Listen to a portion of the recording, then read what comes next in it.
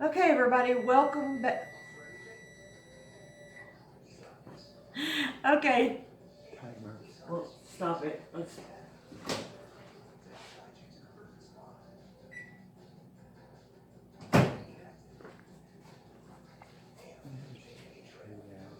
Huh? Just edit it out. No, just stop and start, please.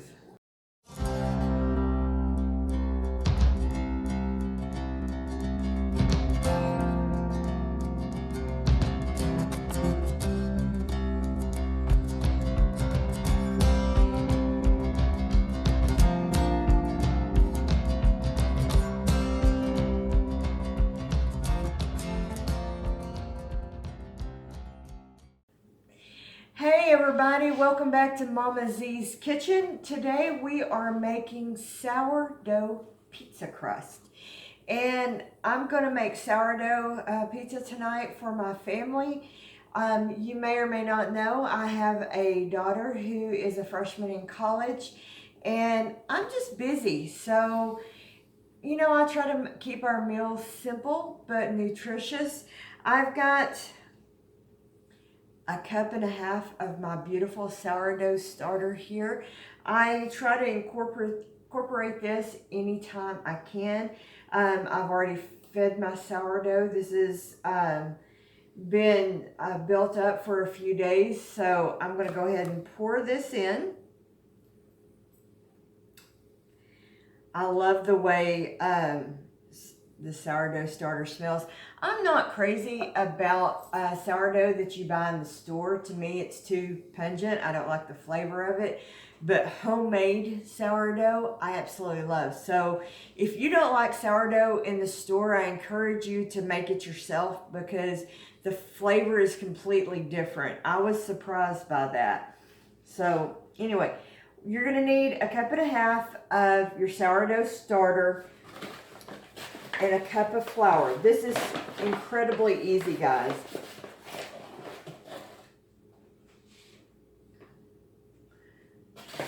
All right, you're gonna need a teaspoon of salt. I'm just using Himalayan pink salt.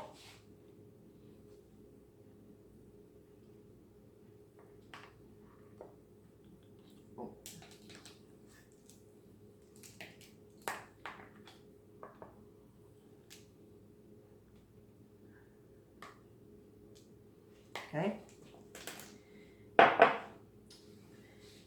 Cup of flour, you're gonna need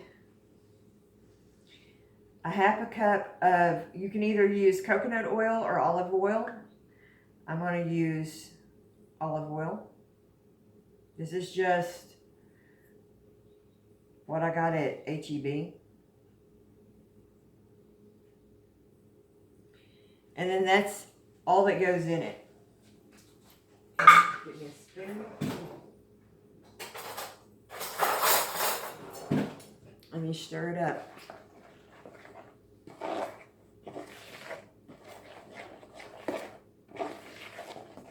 It's really that easy. And then, when you get it together, you're going to roll it out on parchment paper, and then you're going to incorporate another half a cup of flour into your dough.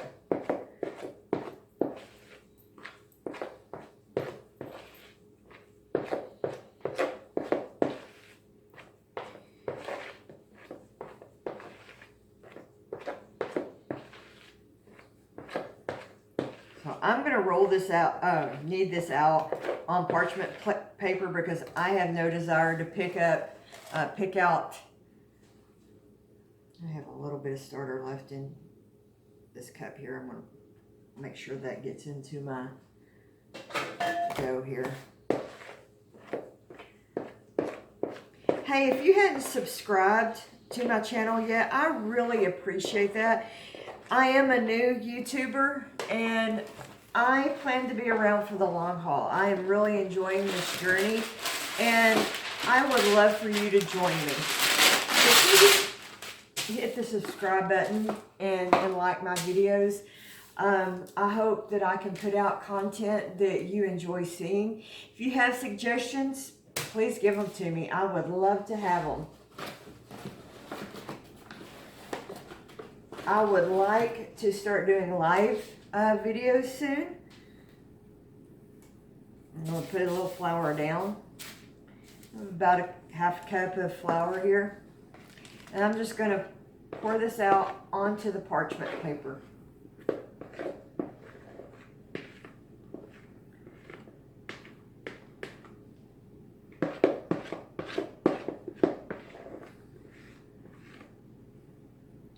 You know, over the last 17 months, I have lost 161 pounds. And I haven't been this size since I was a senior in high school, and I'm 46 years old now. And it set me on a journey of how I got there to begin with. And what I have found is how broken our food system is. And I wanted to start growing my own food as much as you can, living in an apartment. And this is what kind of set me on this journey. And I'm really excited to share my experience with you guys and encourage you to show you that you can do this even if you live in an apartment. Because, you know, not everybody lives on a farm. Not everybody can homestead, you know, on an acre of land or 5 acres of land, or, you know, we can't all be just from Roots and Refuge that can have a big raised garden beds, but we can all do something. We all can grow a tomato plant in a grow bag, and I wanted to share my journey with you. So please join me, because I think we can all do this. So I'm just incorporating this little bit of flour into this dough, and you just want to get about a half a cup incorporated into your dough. And what you're going to do, once you get this half a cup of flour kneaded into your dough, you need to let it rest. You know, you can leave it all afternoon, but you need to let it rest for at least 30 minutes. For it to sour and, you know, to get all the good stuff in it. Sourdough is probably one of the best breads you can eat for your gut.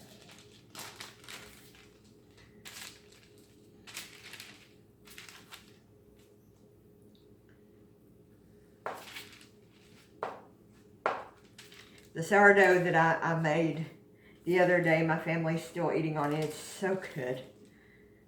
We really enjoyed it. I will definitely be making it again. And the crackers and everything that I've made, my family's really enjoyed.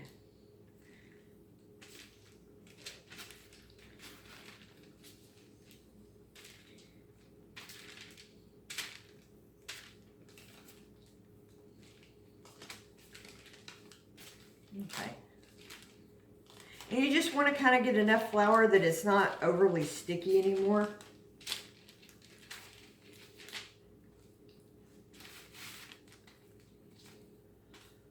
Because if you notice, if you've ever seen pizza dough and stuff, it's not real sticky.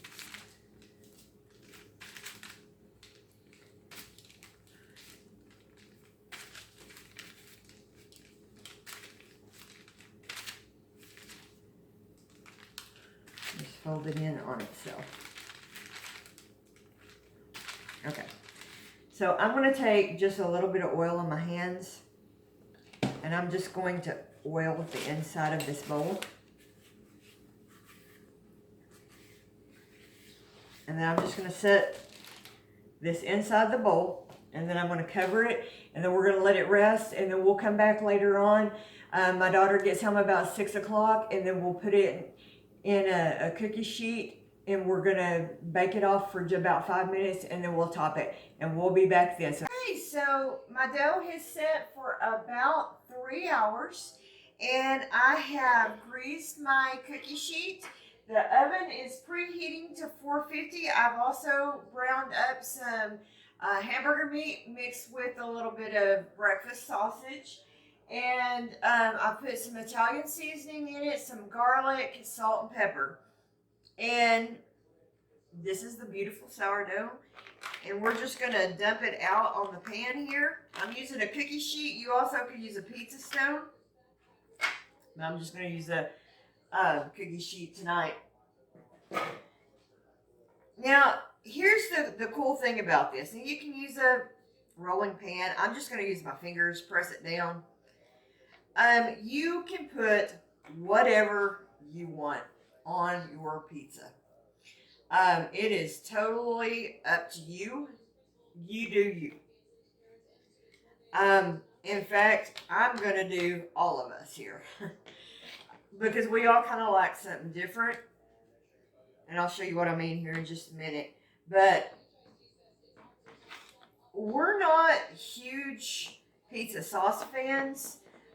Even when we get a regular pizza, we tend to tell them light sauce. My husband and I, as we get older, we tend to get indigestion really bad. So we tend to go very light on the sauce.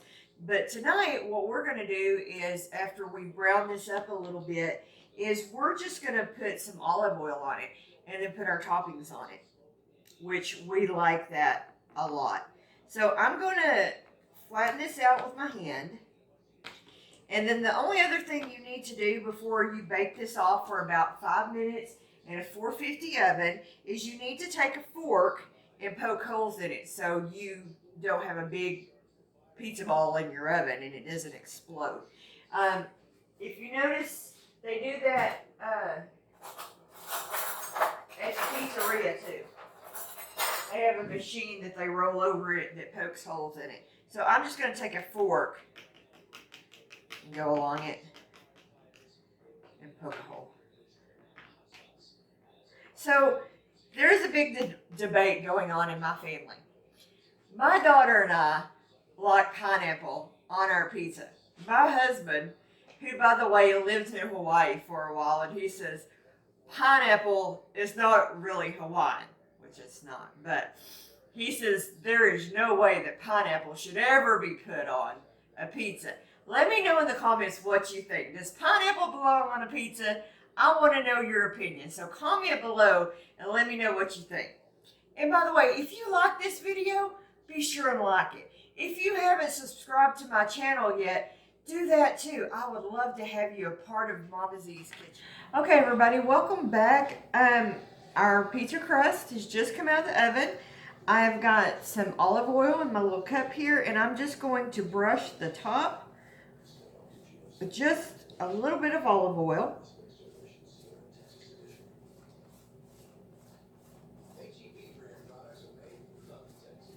I prefer olive oil. Even when we order a pizza from Domino's or Pizza Hut, we will get just olive oil. And then what I like to do a lot of times is either I will slice up garlic, or I will, what I'm going to do right now, I should have had it out, but I didn't. I will sprinkle just a little bit of garlic powder on top. Okay, the next thing I'm going to do is I am going to sprinkle just a little bit of grated mozzarella cheese directly on the crust. And then I've got some ground beef and some ground sausage. And toppings are just totally whatever you want to do. I've got quite a bit of meat here. I probably won't use all of this. I'll save it and use it for other stuff later on in the week. How about y'all? Do y'all do that? Make up stuff and then just use it for other things?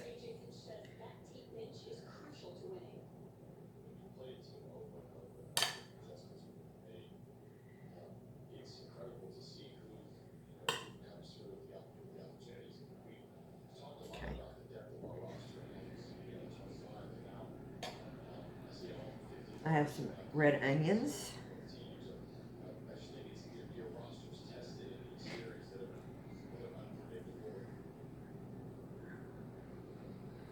I have some beautiful orange bell pepper that Keith and I tasted and has the best flavor. We were just loving the flavor. We got this from Trader Joe's and just had an amazing flavor.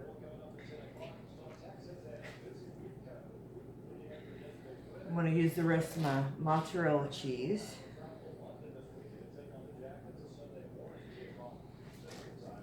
Just this onion.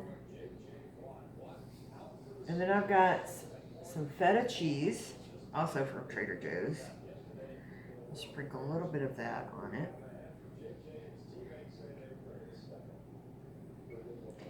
And then I have something that I'm going to add over on one corner to mine, because I'm kind of a glutton for punishment probably. But a good friend of mine, Michael Turner, made some fermented jalapeno and onions. It's not as spicy as it sounds. He made it with some bread and butter, pickling spices. My friends, let me tell you what, this is just the best stuff ever. It has a little bit of a kick to it, but to me it's not too spicy. But everybody kind of seems to think it's a little pungent. But I absolutely love it. But I'm just going to put it right here. I can't eat that much, so I'm just going to put it on this corner right here. This is my piece. So, but Michael, if you watch this video, this stuff is crack. I love it. You did amazing, my friend. So, and then we're just going to pop this back in the oven and just cook. Everything's already done. And just cook it until everything is bubbly. And that's it. Homemade pizza, that easy, guys. And then you know what's on it. You know what's in it, and you can control all the portions and the sourdough and the crust. It's that easy to make your family a home-cooked meal, guys. Thank you so much for joining us. I'll come back, show you what it looks like in the end. But thank you for joining me today, guys. I appreciate it. Be sure and like the video, comment, subscribe to my channel. Thank you so much, and God bless. Okay, guys, and this is the final product. And I'm looking forward to digging into it. Thank you guys for joining us. Hey, y'all have a good night.